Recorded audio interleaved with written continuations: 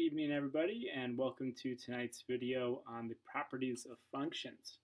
We're going to talk about how to identify the value of a function based off its graph, and then we're going to talk about a couple special points called relative or local maximum and minimum. So first of all, let's start with talking about determining the value of a function by looking at its graph.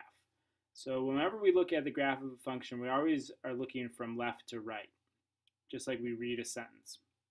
And the graph can be doing one of three things. It can be increasing, which means it's going up from left to right. And if you're thinking of that as a line, right, we've already talked about this when we were talking about slopes of lines. And so if a line had a positive slope, it was increasing from left to right, so it went up. It could also be decreasing, which means it's going down from left to right.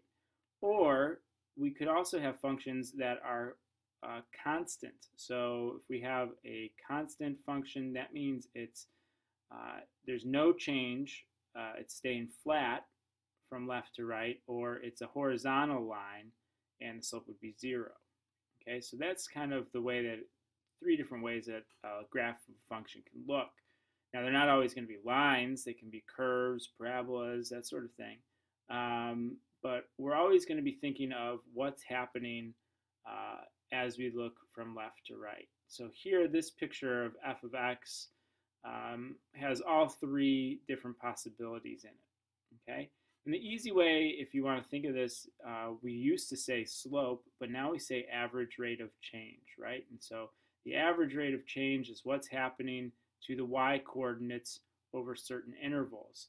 So it's the change in y over the change in x, right? So if we're looking from left to right, the change of x is always positive, right? It's always moving from positive in the positive direction from left to right. So really, if I can identify what's happening between two y coordinates, then that would help me identify what the change is, whether it's increasing, going up, decreasing, going down, or constant, staying the same. So the one thing that I gotta be careful of, though, is that when I'm looking at the different y coordinates, I'm considering them over the entire interval. So if I just look at the change from here to here, these two, that would tell me enough that this is increasing, right? It's going up in y value from -1 to 2. But you gotta make sure that you include this all the way up to here, which is the top of this interval, right? To identify that this whole interval here is increasing, right? So it might be easy to see from the picture, and we'll be able to identify those just from the graph, but make sure that you're identifying this along the entire interval. Now, the one thing that might be confusing to you about this is that this is increasing even though the arrow here is going off to the bottom. It's pointing down, right? So these values go down. But remember, that's going down, moving to the left. We're going from left to right. So I want to see what's happening going this way. So that, in that case, that interval is increasing. Then here we can see pretty clearly that it's staying constant. There's no change. It's just a flat horizontal line. And clearly from here to here, it's staying constant. The y values don't change. If you were thinking of this as average rate of change, the y values stay at 5. And then along this last interval, it's pretty clear that our function is decreasing. And now here the arrow is pointing down, but also as we are moving from left to right. So that's how I can identify that right here along this interval, it's decreasing.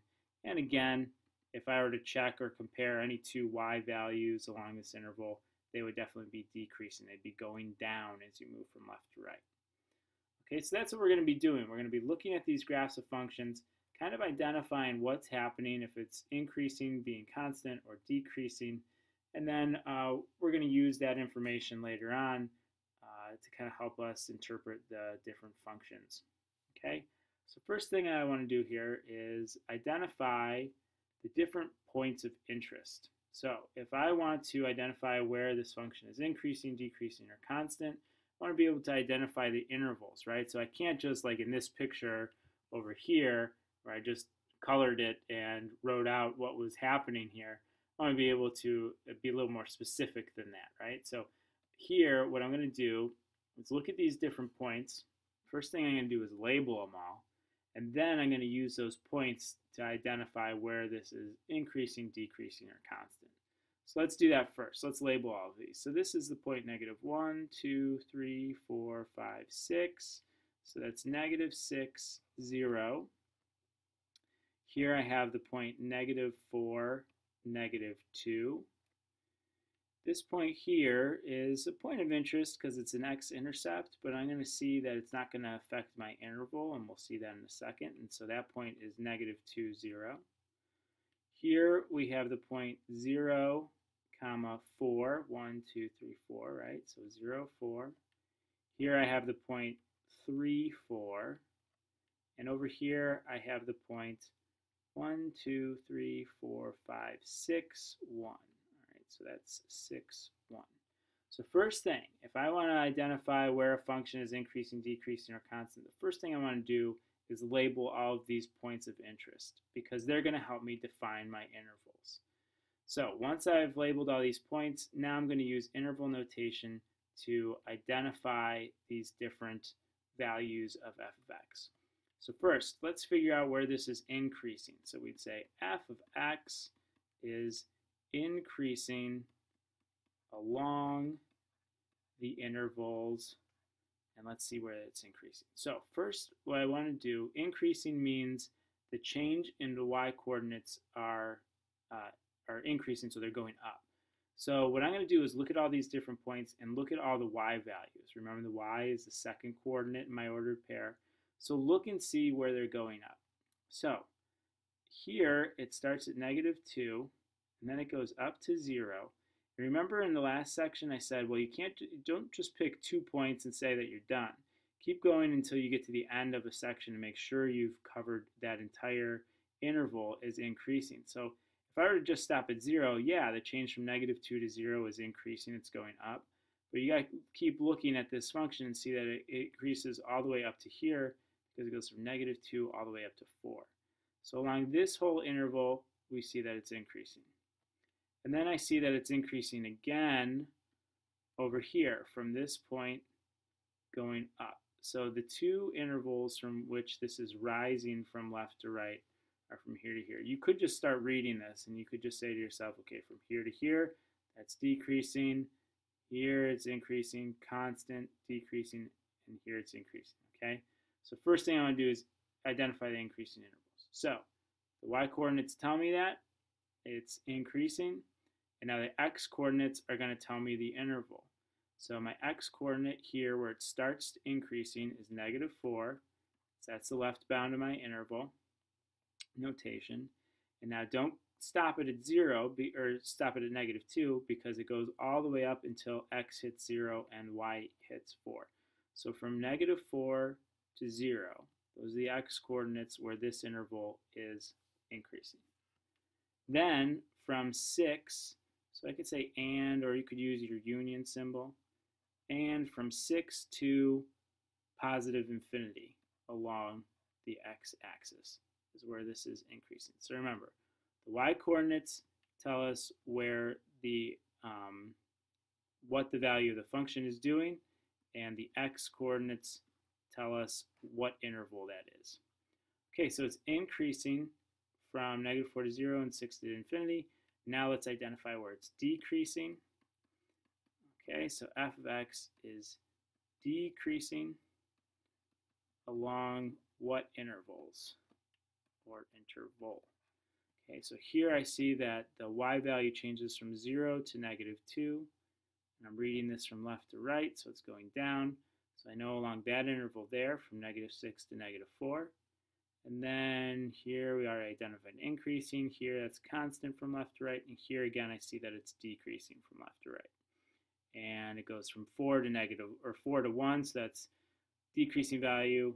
And then the interval value is 3 to 6. So it's decreasing along negative 6 to negative 4 and from 3 to 6. And then lastly, I'm going to identify where it's constant. So it's constant along this interval here. The y values stay the same, 4 and 4. And so f of x is constant along the interval 0 to 3. Okay, So it's important to note I'm always looking left to right, so you could start just by identifying these different you're going to identify these different points of interest, and then you're going to, I would suggest doing this, get in the habit of like coloring these different values as different colors. So for decreasing, they're all purple, in the increasing intervals are all orange, and constant is red. Okay, so you get in the habit of that, identifying the points, then identify reading this from left to right and saying what the value of f of x is along what intervals, and use the y values to tell you what it's doing and the x values to tell you what the intervals are. So we'll notice that in all this interval notation, I was only using parentheses. I never used brackets. And that's because at this point here, for example, -4, -2, that's where it switches, right? So here it's decreasing, and then here it's increasing. So really at -4, -2, it's neither decreasing or increasing, right? Because that's where it switches. So I can't really include that -4 because I see that it's my left bound for an increasing interval, but it's also my right bound for a decreasing interval. So I can't put the bracket around either one of those. I put a parentheses. And so that point is a special point, right? So where a function changes from increasing to decreasing is a special point, and where it changes from decreasing to increasing is a special point. And they're either called local or relative, depends on what textbook you're using, what they call them. Maxima or minima. That's the plural. Maximum or minimum is the singular. So if I have a picture that looks like this, it's increasing, then it hits this point, the local maximum, and it switches to decreasing, right? You can think of this as like the top of a hill. Right when you switch from increasing to decreasing, that's the maximum. So the maximum is at the top, and then the minimum is at the bottom. So if I have a graph that looks like that, the minimum is going to be this point right here where it switches from decreasing up to increasing. Okay, and notice there's no special term to or from being a constant. So where it switches from increasing to constant or decreasing to constant or constant to increasing or constant to decreasing, there's nothing special about that. We're just concerned about these maximum or minimum values. Now, what's important to note is that a local maximum occurs at a point. But if you want the maximum value, it's the y coordinate of that point. Okay, remember the value of the function is represented by the f of x or the y value, and that's what the values that we're actually comparing to see if these are increasing, decreasing, or constant. So keep in mind that the maximum or minimum is a point, but the value, the max value or the min value is the y value. Okay, so let's do an example here together. So pause, you can write this down and then pause it so that you can see the solution worked out. And so right now, pause the video, write down, we're going to identify where this is increasing, decreasing, and constant, and then we're going to identify the local maximum and minimum, and draw this on your own and label these points. So you can pause it now. Okay, so if you've got this all labeled and drawn in your notebook, here's where we will answer what intervals are increasing, decreasing, and constant, and the local maximum and local minimum. So again, let's get in the habit of just reading this from left to right and identifying our different parts. So I think we've been using purple for decreasing. So I notice as I'm moving from left to right, it's decreasing here, it's going down, hits that point there, and now it's increasing again. So now I'm going to color this orange because that's increasing. Then as I'm moving left to right, it's decreasing again. And then it gets down to here. And we switch again. We're going from decreasing to increasing. So I'm seeing a couple maximum and a minimum here. And then when I get to this point right here, it stops and becomes constant, right? I just see a horizontal line, okay? So it might be easier to just come through and color everything first. And now I can write out my interval notation to identify where it's increasing, decreasing, and constant. So increasing is orange. So let's double check. The y coordinates go from -2 to 4. That's increasing, right? It's going up from -2 to 4. And the x coordinates tell me my intervals. So -4 to -1 is the interval on which f of x is increasing. And over here I see another orange section. The y coordinates are changing from -5 to 2, and the x coordinates are 4 to 7. So 4 to 7 is my interval where it's increasing. Decreasing is in purple, and remember the arrow signifies, in this case, it's going from -infinity on the x, +infinity on the y. Okay, so this is decreasing from -infinity to -4, right? Because the y values are going from +infinity to -2.